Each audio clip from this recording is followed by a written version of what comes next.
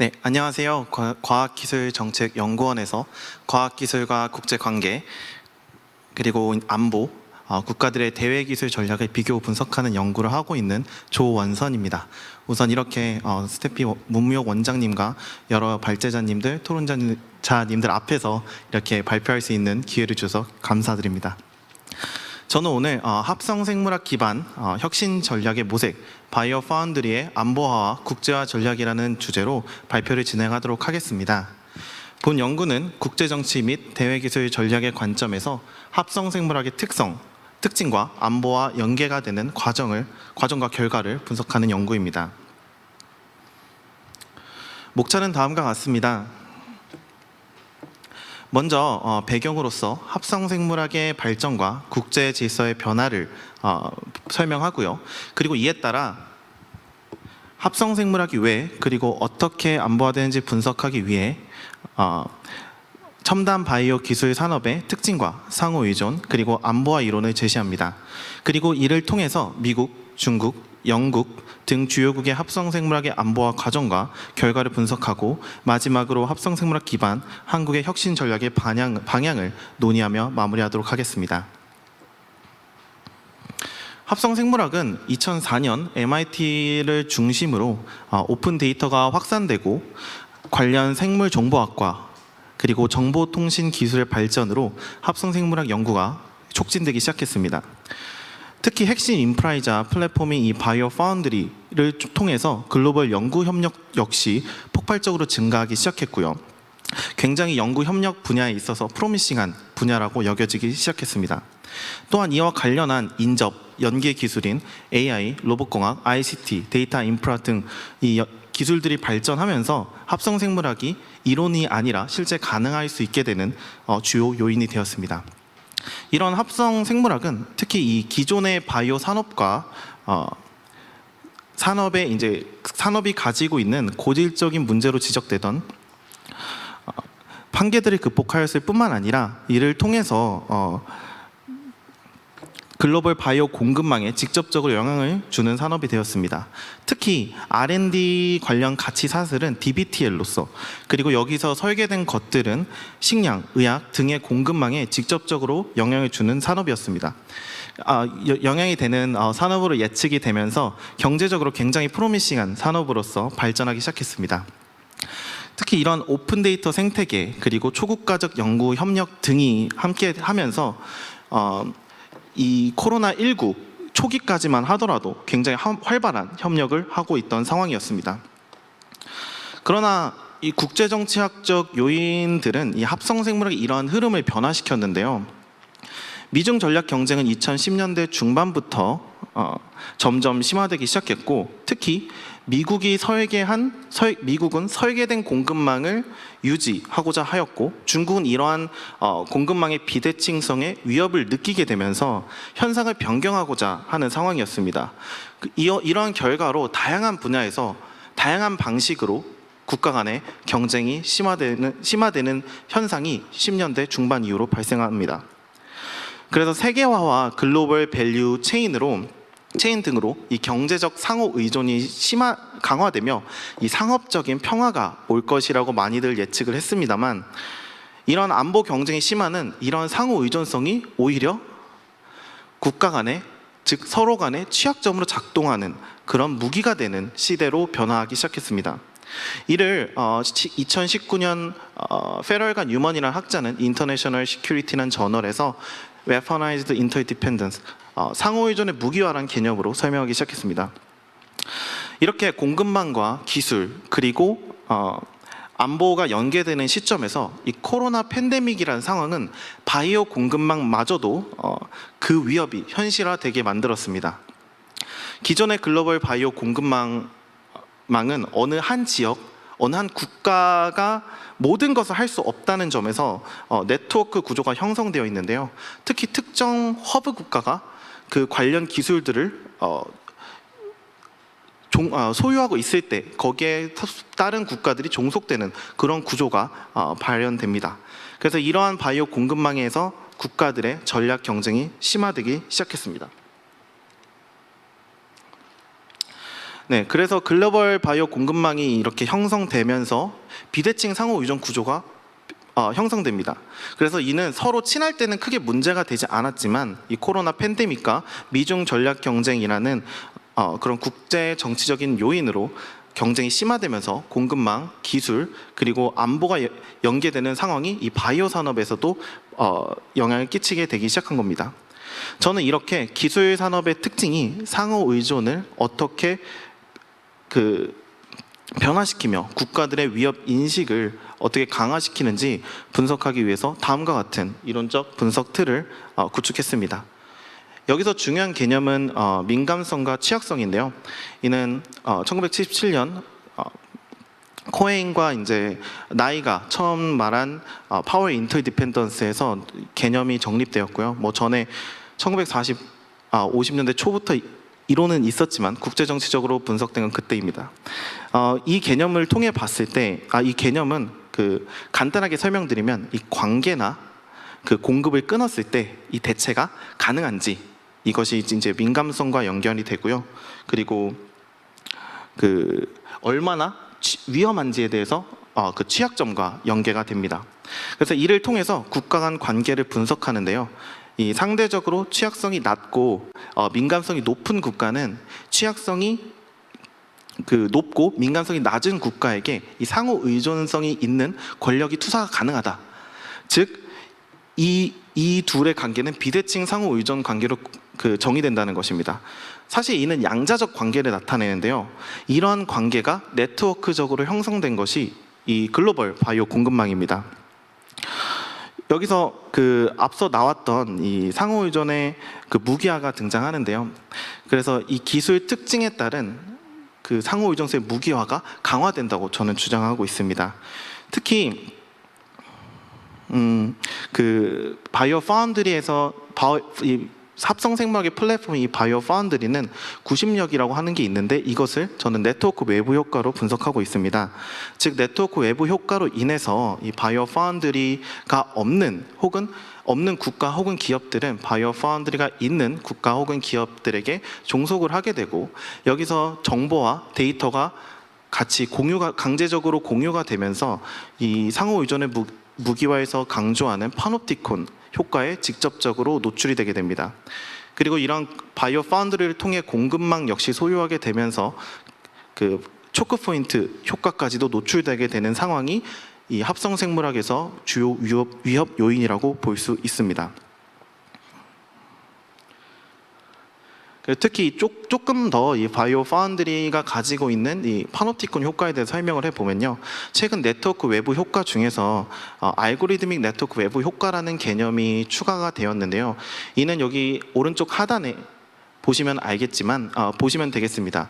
이 알고리드믹 네트워크 외부 효과는 더 많은 유저가 사용할수록 더 많은 데이터가 축적이 되고, 그 데이터를 통해서 알고리즘이 발달하게 되고, 이 발달된 알고리즘으로 더 나은 서비스를 제공하게 되면서 다시 또 더 많은 유저들이 들어오게 되는, 그리고 이게 순환되게 된다는 것인데요. 이로 인해서 이 바이오 파운드를 먼저 구축하고 독점하는 기업 혹은 국가들에게는 이 알고리즘믹 네트워크 외부 효과가 있으므로 구심력이 생긴다는 것입니다. 그리고 이런 알고리드믹 네트워크 외부 효과가 있는 산업은 위쪽 초록색 화살표로 되어 있는 위너 테이크스 올 마켓이 형성되는데요. 그래서 이런 합성 생물학의 독점은 이런 위너 테이크스 올 마켓과 직접적으로 연계가 되면서 이거를 가지지 못한 국가에게 위협 요인이 된다고 볼 수 있습니다. 이 부분은 앞서 설명드렸기 때문에 넘어가도록 하겠습니다. 그래서 이 방금 제시한 위협들이 안보 위협의 근거가 되는데요. 이러한 위험들이 이러한 위험 요인들이 어떻게 국가들에게 받아들여지게 되는지 보기 위해서 저는 구성주의 국제정치 패러다임에 기반한 안보화 이론을 주요 분석 틀로서 제시를 합니다. 이 구성주의 국제정치 이론에 따르면요, 이렇게 특정 이슈가 안보 문제로 구성되는 과정과 인식을 탐구하고 주요 분석의 대상은 이 실제하는 위협보다는 서로를 어떻게 인식하는지, 그리고 특정 기술과 산업을 어떻게 인식하는지에 주안점을 둡니다. 그래서 이를 통해서 그 국가가 이를 어떻게 인식하는지, 그것에 따른 결과가 어떻게 나타내는지에 지에 중점을 두고 분석을 진행하게 되는데요. 여기서 중요한 자료는 공식적인 문서, 회의록 등 정책 결정자들의 인식이 나타날 수 있는 공식 문서들입니다. 그리고 여기서 이를 이제 조금 더 살펴보면은 안보화 이론인데요.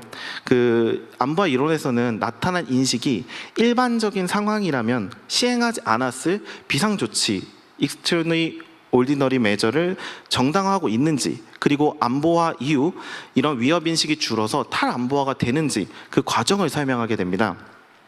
여기서 중요한 또 하나의 개념은 바로 과잉 안보화인데요. 이 실제 위협보다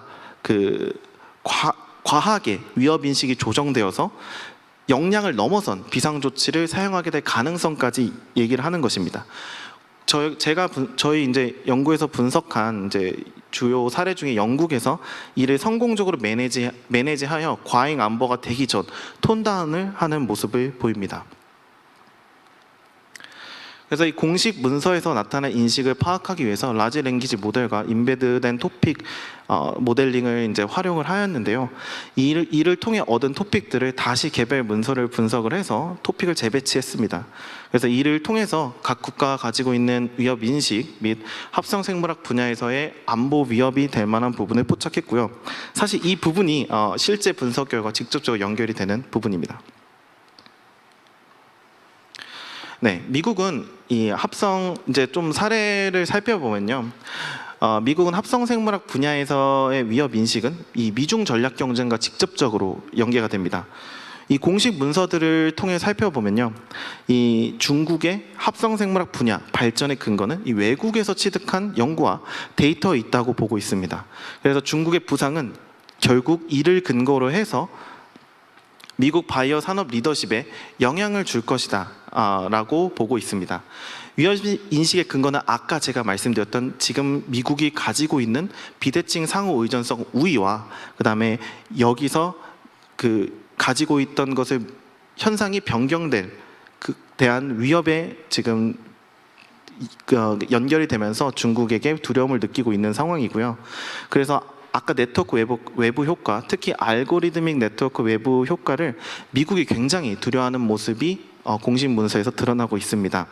중국은 이미 가장 큰 데이터셋을 확보해서 플랫폼을 장악할 준비를 하고 있고, 이는 알고리드믹 네트워크 외부 효과에 영향을 미치기 때문입니다. 그리고 이를 통해서 이 잠재적 적과의 경쟁 우위를 잃어버리게 된다는 두려움이 지금 현재 미국이 가지고 있는 합성생물학 분야의 위협 인식이라고 할 수 있습니다. 그래서 다음과 같이 중국의 부상으로 인한 시장 우위 저하 가능성 증가 및 공급망 이슈가 연계된 위협 인식이라고 확인할 수 있겠고요. 실제로 이제 호주의 전략정책연구소에서 발표한 이 자료에 따르면은 중국의 합성생물학 독점률이 굉장히 높다. 미래의 합성생물 독점이 굉장히 높다고 알 수 있고, 사실 이 기관은 단순 호주의 기관일 뿐만 아니라 미국 DOE 정확히 기억은 안 나지만 디파트먼트에서 직접적으로 지원을 해주기 때문에 인식이 충분히 드러난 결과라고도 해석할 수 있을 것 같습니다. 그리고 중국은 같이 연결되는데요. 이러한 현상을 변경하는 것이 목표고, 그리고 그대로 유지되는 것이 직접적인 위협 인식입니다. 그래서 이 바이오 공급망에서 이런 비대칭 상호 의존 구조를 최대한 탈피하고자 하고 자체 공급망을 확보하려고 하고 있는 것입니다. 이에 더하여서 식량 안보에 대한 얘기가 계속 지속적으로 나오는데요. 이 식량과 그 식량에 대한 자체 공급망 확보에 대해 민감하게 반응하는 모습이 분석됩니다. 그래서 이를 위해서 이 폐쇄적인 산업 생태계 및 바이오 파운드리 중심 생태계를 확장하고 있는 상황입니다. 결국 미국과 이 중국이 합성 생물학 분야에서 안보화를 한다는 것은 미중 전략 경쟁이 이 초국가적 레벨에서 전개되는 것이라고 할 수 있겠고, 이를 고려할 때 이제 글로벌 레벨에서 합성 생물학 분야가 안보화가 되고 있는 상황이다라고 우리가 분석할 수 있겠습니다. 그래서 앞서 말씀드렸듯이 이 합성 생물학 분야가 리서치 커뮤니티 레벨에서 굉장히 활발하게 협력이 이루어지는 분야로 시작을 하였으나, 최근 강대국 간 이런 전략 경쟁이 심화되면서 안보화된 영역으로 변화 중이라고 우리가 파악할 수 있습니다. 그래서 이미 알 수 있듯이 이 미중 전략 경쟁의 흐름이 합성 생물학에 영향을 미쳤다고 볼 수 있겠습니다. 그리고 영국은 이들과는 다른 전략을 구사하게 되는데요.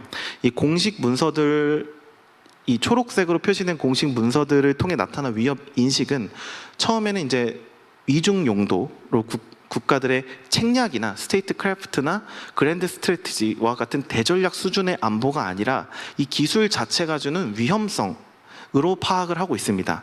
그리고 이 국제 특허의 침해 문제, 자국의 안전한 생태계 구축 여부, 국제 규범과 표준에서의 리더십 확보를 유지할 수 있는지, 그리고 확보가 가능한지 등에 대해서 초점을 맞추는 것으로 파악이 되고 있습니다. 이 영국 같은 경우는 처음에 로드맵도 세계 최초로 만들면서 굉장히 산업 생태계 쪽으로 발전해왔다고 우리가 익히 알고 있는데요. 이 조금 더 살펴보면 위협 인식 역시도 계속 고려는 하고 있습니다. 여기서 미국과 중국과 다른 모습을 보이는데요. 제가 방금 말했듯이 이 과잉 안보화로 인한 이 안보 경쟁에 휘말리지 않기 위해서 철저히 합성 생물학을 보호하는 모습을 보이고 있습니다. 즉 과잉 안보화가 되지 않기 위해 노력하는 모습을 보이는데요. 이 미팅 자료를 보시게 되면은 명백히 중국의 부상을 우려하는 목소리가 나오기 시작합니다. 그리고 그 과서에 관련된 미팅들이 여러 번 잡히게 되는데, 그것에 대한 방안이 같이 경쟁하자는 것보다는 영국, 미국, 유럽, 중국 간 다양한 협력기의 방안을 고려하는 등 이 전략적 탈안보화 및 개방에 초점을 맞추는 모습이 드러나고 있습니다. 그래서 정리하면 다음과 같습니다. 코로나 팬데믹과 이 미중 전략 경쟁이 심화되면서 합성 생물학 분야에서 국제관계의 논리가 반영되기 시작했고, 여기서 핵심인 데이터가 전략 자산으로 합성 생물학 분야가 더욱 안보화되기 시작했습니다. 그리고 특히 첨단 바이오 산업의 특징으로 인해 상호 의존의 무기화의 위협이 국제정치적 요인들과 결부되면서 더욱 안보화되는 계기가 만들어졌고요. 중국은 이 바이오 파운드리를 통해 경쟁력을 키우고 이 비대칭 상호 의존 구조를 변경하고자 하는 노력을 보이고, 미국은 그것을 견제하는 전형적인 안보 경쟁의 모습을 보입니다. 그리고 반면 영국 같은 경우 그러한 과잉 안보화를 지향하고 바이오 파운드리 중심 전략적 국제화를 시도합니다. 특히 스트래티직 이네이블러라고 하는 전략적인 고려사항 혹은 가능성 등을 정확히 파악하여 이를 근거로 안보와 단계를 조정하는 모습을 보입니다. 그래서 타국을 향한 공급망 및 기술을 안보하는 것이 아니라 기술과 산업 자체의 보호로 조정하는 모습으로 분석됩니다. 그리고 이 바이오 파운드를 통한 산업 생태계 보호와 글로벌 도전 R&D, 국제 규범과 표준에서의 리더십 확보라는 안보 경쟁에서 톤다운된 전략의 모습을 보이고 있습니다. 이상의 분석을 통해서 우리나라의 전략 방향을 알 수 있는데요. 먼저 이 과잉 안보화를 지향해야 되고, 영국과 같이 이 스트래티직 이네이블러를 정확하게 파악하여 전략적 국제화를 시도해 볼 필요가 있다. 그리고 이를 위해서 바이오 파운드리 및 연계 기술, 지금 현재 우리나라가 합성 생물학 자체보다는 지금 바이오 파운드리 연계 인접 기술이라고 할 수 있는 정보통신 및 디지털 기술력이 있습니다. 그래서 이를 통해서 산업 생태계를 보호하고 국제 규범 및 표준에서 국제 협력이 필요한 상황이라고 볼 수 있습니다. 그래서 지금 합성 생물학 분야에서 이 글로벌 안보화되는 것에 우리의 위치와 역량이 지금 정확히 파악할 필요가 있는 시점이고요. 우리가 과연 이 관련 인프라를 가지고 있는지, 아까 말했던 이 상호 의존의 근거에서 본다면은 관련 인프라를 가지고 대체할 수 있는지, 그리고 이것이 없을 때 우리가 얼마나 취약한지, 그리고 우리가 얼마나 지금 의존하고 있는지 파악을 해야 되는 상황입니다. 그래서 우리는 분명히 이 정보통신기술, 디지털 기술력, 그다음 세계 최대의 CDMO 제조 역량이 있는데, 이것이 직접적으로 이제 첨단 바이오 분야에서 활용 가능한 연계 인접 기술이라는 걸 명확히 하고, 이러한 우위와 기회 요인을 파악한 합성 생물학의 전략이 필요합니다. 네. 그리고 이는 이제 정확히 우리가 어떤 역량과 지금 기회 요인들을 가지고 있는지, 그리고 우리가 지금 어느 정도의 합성생물학 수준에 올라와 있는지는 이제 다음 본부장의 발표, 토론, 그리고 추후 연구로 좀 더 명확해질 것이라고 기대하고 있습니다. 감사합니다. 과학기술정보원의 조원선이었습니다.